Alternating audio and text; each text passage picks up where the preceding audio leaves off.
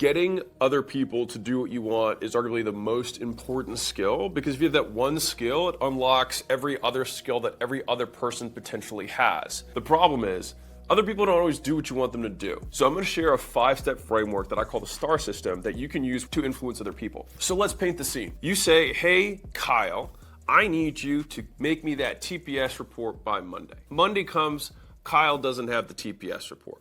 What do you do? I'm going to make this really simple. Number one, did you know that I wanted you to give me that TPS report? And he might be like, oh, I thought we were just talking. Now, you might hear that and think, what an arrogant ass, right? No, but like, let's be real for a second. Like, you probably don't follow up on a lot of stuff that you tell people to do. And what do you think people learn? If you don't follow up, it's like, oh, it probably wasn't that important to him. And if you mention it 2, 3, 4, 5 times, they're like, okay, this is something I actually have to do. The solution for that problem is you write it.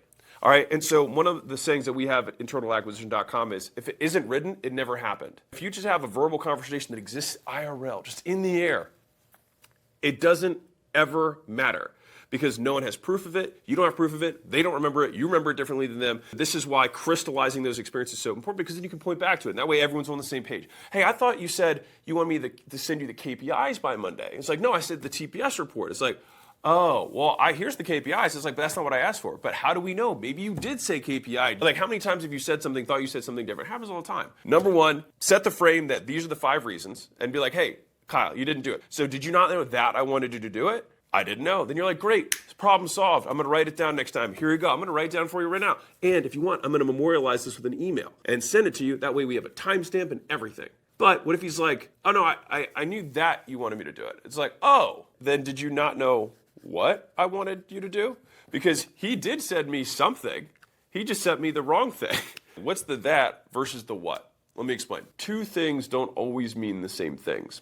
You want to define what you're asking someone to do in terms of behavior or outcomes. So if I wanted that TPS report, right now, that's a really simple example. I would probably be like, well, when I say like, give me that, I was like, does that mean it's going to be printed out? Does that mean I want it printed out on my desk? Does that mean it's an email? Does that mean it's going to be like verbally given to me? Is it going to mean it's a presentation? In what format? And the thing is like, you might hear this and be like, oh, that sounds like such a pain. But it's like, it probably takes like 2 or 3 extra minutes for you to be like very clear.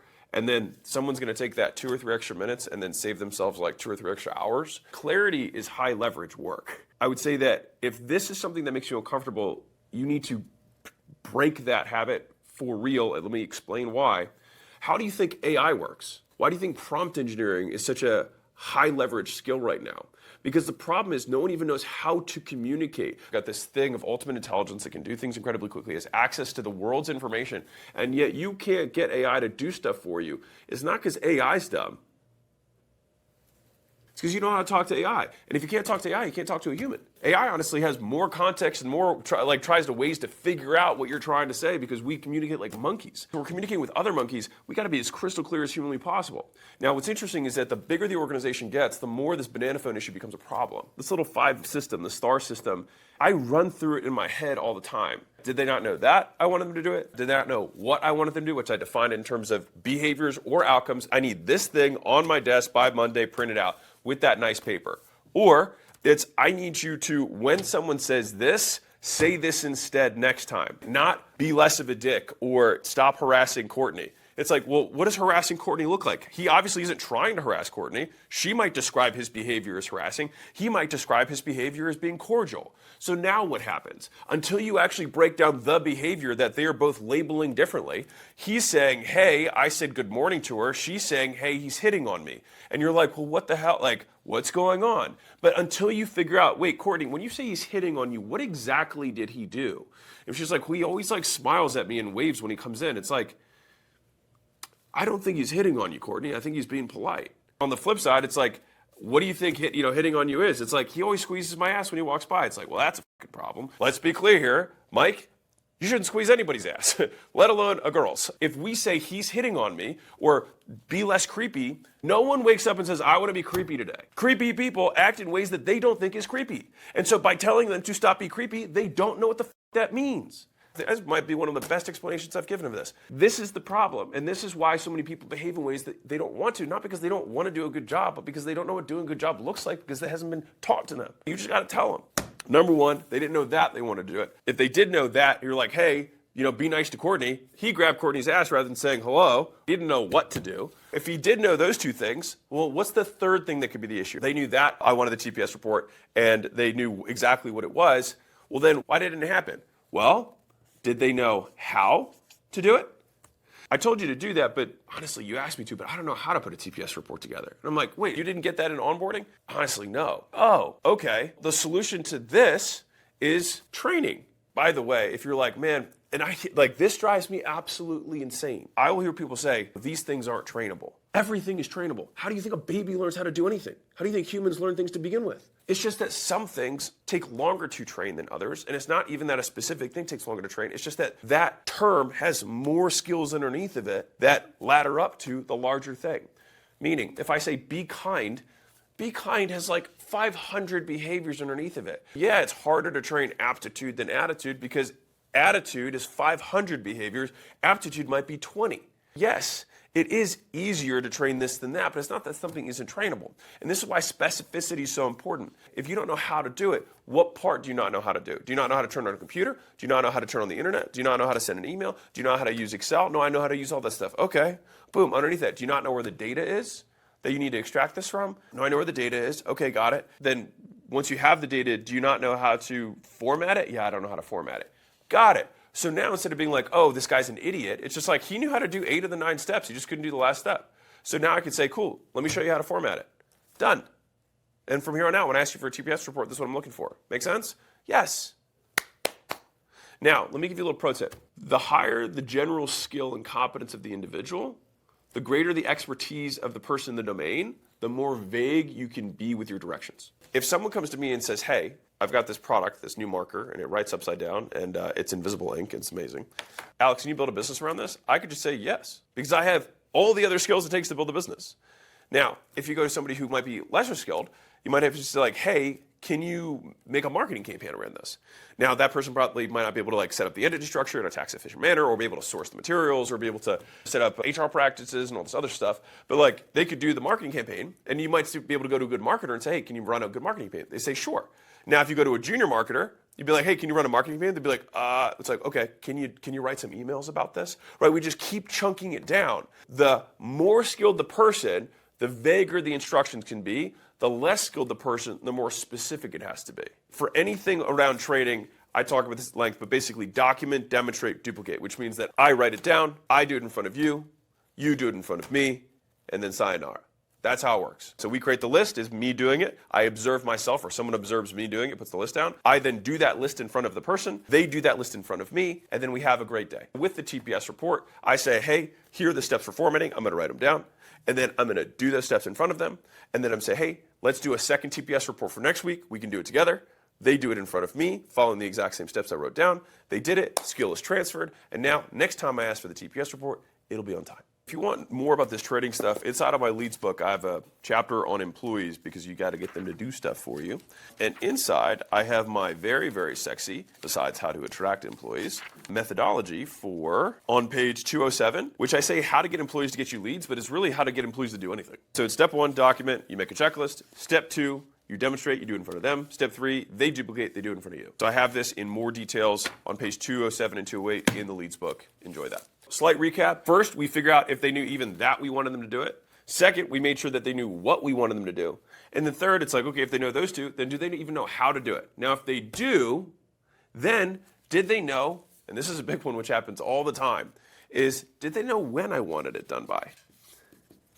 And this sounds so silly, but the reality is that the solution for this is deadlines. But it's not just deadlines. I'm going to give you a little 201 version of this. If I say, hey, Kyle, when can you get me the TPS reports by? He might say Monday. Now, a boss or leader or whatever who doesn't pay as much attention might just say, sure, that sounds good. I like to push on this. And I say, cool, how long do you think it will take you in order to get the TPS report done? The actual work itself, not from now until you can deliver it, but how long will the work take? And usually someone will say something like, I don't know, probably like 2 hours. I'd be like, okay, well, it's Wednesday and it's 2 o'clock. What are you doing between now and 4 o'clock? Now, if they have something that's more important, then they can be like, well, have to finish this thing by tomorrow, and then I've got this other thing that I'm going to do, and then that should take a full day. And then after that, I've got this thing, and then after that, I was planning on working on it over the weekend so I could get it to you by Monday. That, I'd be like, okay, that makes sense. Now, if I look at all those other things, I might find out a couple things. Number one is maybe they don't have all these other things, in which case, do this now. And maybe they do have all these other things, but this thing is more important, in which case,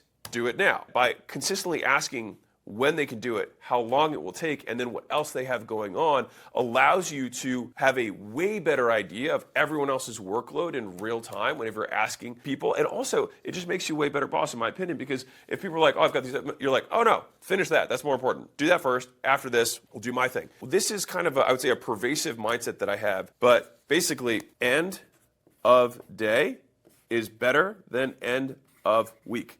I want end of day to be my default. I want everyone's default in my life to be end of day. Think about how impactful this is. If you just assume whenever you ask for anything that it should be done by end of day, your organization will move at 7 times the speed. Some organizations, like, their default is end of month, end of week. An end of month organization will literally work at 1/30th the pace of an end of day organization. And you might think, oh my God, that's crazy. But do you think that some companies grow 30 times faster than others? Hell yeah, there are. And this is why the rich get richer and the poor get poorer. And there's the great divide between the doers and the everyone else. It's because you really can outwork someone 1,000 times. You really can. I can put out 1,000 times more content than you. I really can. I can do that. We can work 1,000 times faster than you. If it takes you 90 days to get something done and we get it done in 2 hours, we worked 1,000 times faster than you. It's crazy. Then it shouldn't be as big of a surprise that some people out-earn other people by 1,000 times. I'm saying this because I'm trying to transfer this to you so that you can go get rich and do whatever you want, because I'm going to die and no one's going to go anyways long term. You might as well do something useful. And what's interesting about the star system is that it actually creates stars. Because if you tell somebody, because you wrote it down, they know that they should do it. They understand the what that must be done accurately. They understand how to do the thing because you've done it with them before. They know how to do it your way, and you've taught them, you've broken it down. And then they'll be able to do it faster because they have absolute clarity on this point. And this is what starts to really move an organization. And so the other pro tip is that Jeff Bezos has an amazing one-pager that I tweeted about not that long ago. And it was almost like the theme of the month for me. But he basically takes an excerpt from Richard Dawkins talking about biology, that basically biology fights against its environment to stand out. On a long enough time horizon, once something dies, it basically merges with its environment. Like, it becomes inseparable. On a long enough time horizon, like, you just become dirt. Like, literally, you become the same thing. And the thing is that it takes energy, a tremendous amount of energy, to stand out, to be different. The world will try to pull you down. It will pull you into mediocrity. And the same thing happens within companies. Like, the trend line is regression towards the mean. That exists for a reason. You have to basically be willing to be so potent as a person that a drop of you into an ocean of clear water turns the entire clear water the same color as you. And fundamentally, that is what disseminating culture is from a leadership perspective. Like, that is how great organizations are built. You have to hold the fucking line. That means that this always happens. That means that, like, every time I'm on a meeting, if we're driving something, the key word is that we're driving it.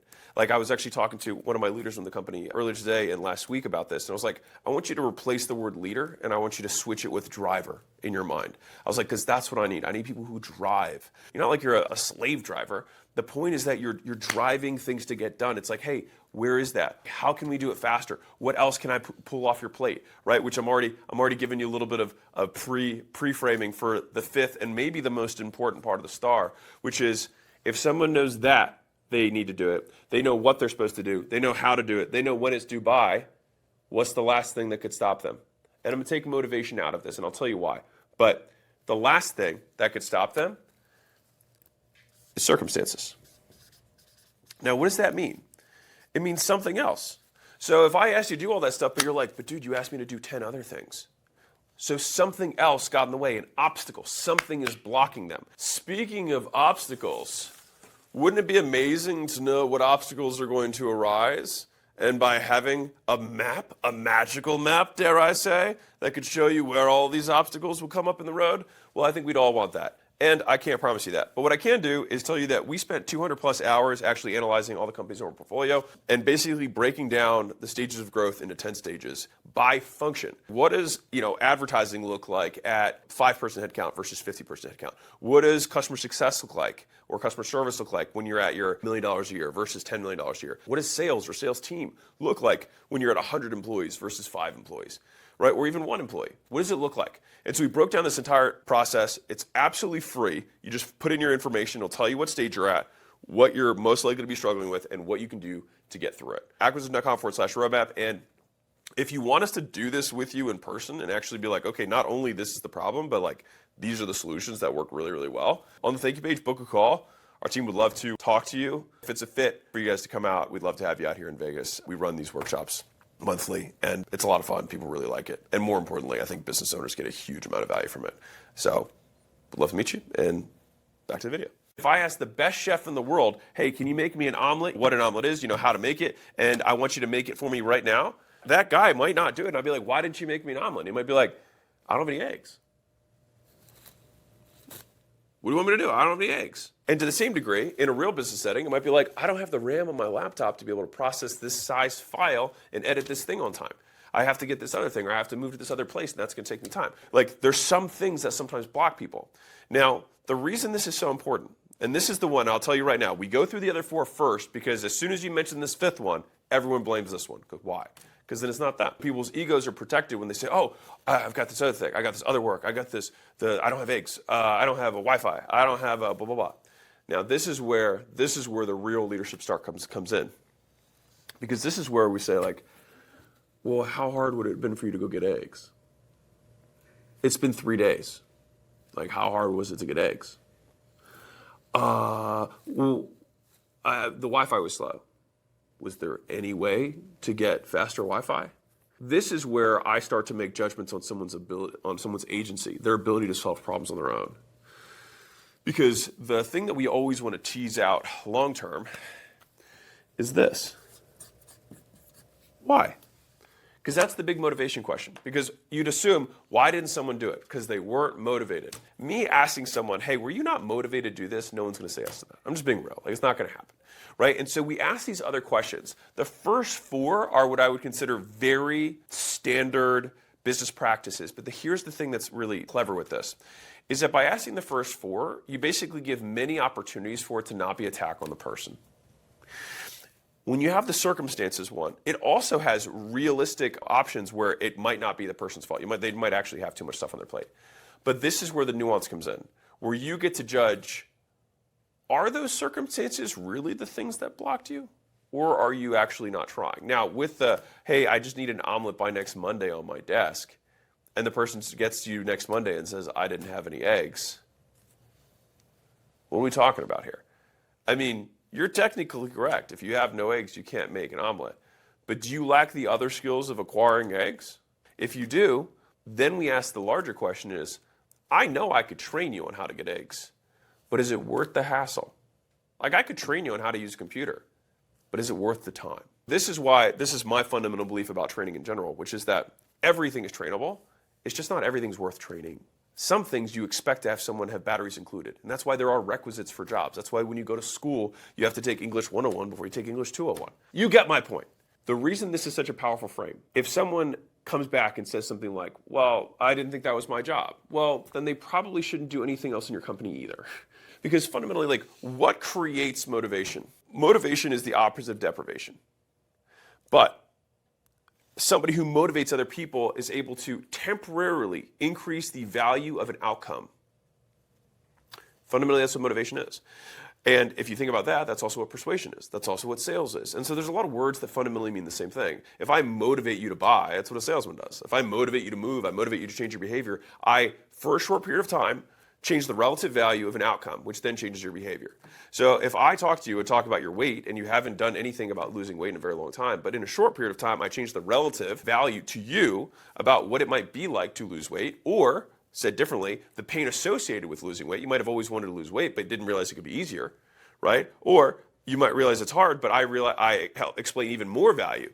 Like, hey, I don't know if you knew this, but you'll live 10 years longer, statistically, if you lose 50 pounds. Then all of a sudden, You said your daughter's about to get married. Don't you want to see your kids, right? So my mother, side note, the only reason she lost weight was because the doctor told her that she wasn't going to see my grandkids.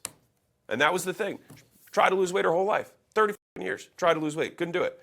That was the line. He was able to motivate her because that was the one thing for her. And so sometimes we have to think to ourselves, okay, what other things are we playing with that we can change the relative value of either decreasing the pain or decreasing the stick or increasing the carrot associated with getting the stick, but it still helps us tease out what's really going on. Fundamentally, we're just finding out the things that drive the person and trying to align them doing the thing with them getting what they want. Sometimes a salesperson will get tired of selling because it's the same conversation over and over again.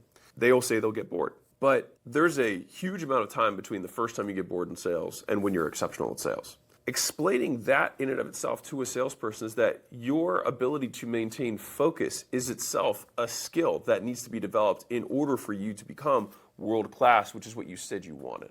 Sometimes just reframing their current struggle as a skill deficiency on their way to getting what they ultimately want is one of the most motivating things that you can do to help someone do the thing that they ultimately probably want to do too. They just haven't been motivated to. We knock out all of the peripheral things. They didn't know, that we wanted. They didn't know what it was. They didn't know how to do it. They didn't know when we wanted to do it by. They had something that blocked them, but not really. And so the main one is that we can get to the motivation. But if some people just fundamentally don't have enough motivation around this thing, sometimes they just don't need to work for you, and that's okay. There's tons of other companies that will employ mediocre people. It just doesn't have to be yours. If I can give you a fun one, because some of you guys have employed people that you know shouldn't be working for you. It's your sister, it's your sister's husband, it's your cousin, and you think to yourself, man, if I let them go, no one's going to hire them. It's like, yeah, no one would hire them, and somehow you think it's a good idea that you continue to employ them. That feels max silly game, silly tier, S tier silly. You're entering your silly arc, your silly era. Now I'm going to give you a little bonus reframe on this. If you're trying to look at your business as a business owner, right, from a strategic perspective, there's a lot of things that you could do. But we have to ask ourselves, what are the things that are the most important for us to do? By when would it be the most meaningful? Now, here's where it gets really interesting. You, more often than not, are going to have how issues. You're not going to know how to do it. And reframing the things that you know you need to do as questions that you don't know the answer to is so much more valuable than there's no one who can sell like me. I don't know how to get someone to sell like me. No one can market like I can. I don't know how to find someone who can market like I can. That's solvable. No one can is a statement that you can't do anything with. What I would really push back on is my kind of like leaving thought that might be the most powerful thing of this video. Be incredibly wary about the statements that you make that you believe are facts, because those statements exist as truth only in your mind. Basically, your reality will be influenced by the laws that you choose to create and live by. If you want to bend your own reality, you have to be able to change the laws that exist. In the Matrix, it's like every system is built on rules. Some rules you can bend, others you can break. Wouldn't you want to build a business in a world that had the fewest rules possible? And then what's interesting to me is that the amount of conversations that I have with business owners who tell me rules that limit their business, like, oh, we can't charge more than that. Why? Because no one else does. That sounds like a terrible reason. We can't pay people that much. Why? Because it's not industry standard. Okay. Well, everybody in your industry makes no money, so why would we do what they're doing? The biggest gift that I can give you is that the vast majority of business owners are broke. Vast majority. The average business owner makes like $50,000 a year, right? I'm not saying that's broke. I want to be clear here. But for many people, the aspirations of being a business owner come with significantly higher goals than that reality. And if that's true, then the vast majority of business owners are wildly underperforming their aspirations. And a big part of that is because they model people like them. Most business owners look around, they see what everyone else is doing and say, oh, I'll do that, and I'll do it a little bit better for a little bit less. But then every other person does that too, until eventually you can't do any more for any less. Many of these businesses function as essentially nonprofit organizations, where the person's barely above water, selling a largely commoditized service at a commoditized price with no differentiation in the marketplace whatsoever. That's a game where if you choose to play like everyone else, you will lose. If everyone's doing something, it's a great reason not to do it. If anything, that alone would be a good reason not to do it. At least it's different. At least you have an angle. You have something that's different. Well, if everyone else is paying this, maybe if I pay more, I'll be able to suck up the top 10%. One of the things that people don't talk about in Henry Ford is Henry Ford paid people better than his competitors so that he could scoop up the entirety of the talent at his plants. He's the one who invented like the manufacturing line. It's like, yeah, he did. He also paid people better than anyone else so that he could get the top talent. People thought of him as the guy who was just automating humans out. It's like, no, he actually ended up paying the best people to work for him. But he did something other people weren't. I would walk through this star system so that you can also think about your own business in that same frame. Why aren't you doing what you know you need to be doing?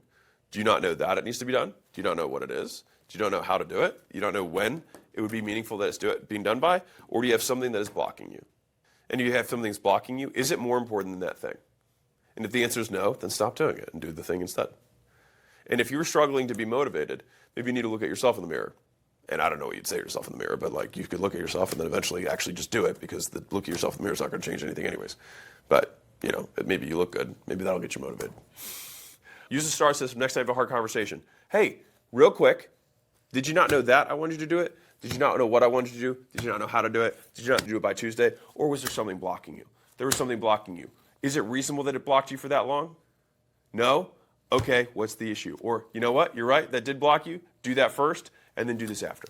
So I want to read you a real exchange I had with an employee that wasn't performing the way I wanted him to.